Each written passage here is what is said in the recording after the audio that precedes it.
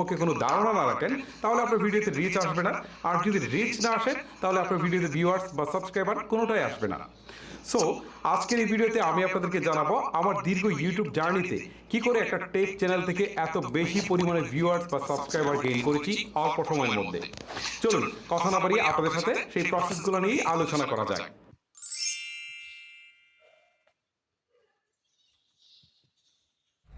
Number one, video আপলোডের ক্ষেত্রে আপনি সবচেয়ে বেশি খেয়াল রাখবেন যে আসলে টাইটেলটা কি দিচ্ছেন।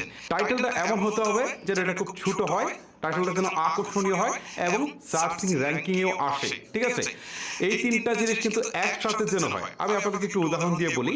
ধরেন আমি আপনাকে বললাম যে একটা টাইটেল দেন, তখন আপনি লিখলেন যে প্রতি মাসে ছবি বিক্রি করে আপনি 1 লাখ বা 2 লাখ টাকা ইনকাম করতে পারবেন 100% গ্যারেন্টি।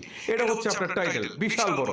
সো এই এত বড় টাইটেল কিন্তু মানুষের সহসা চোখে পড়বে না, এত কিছু পড়তেও যাবে না, এটা কিন্তু আকর্ষণীয়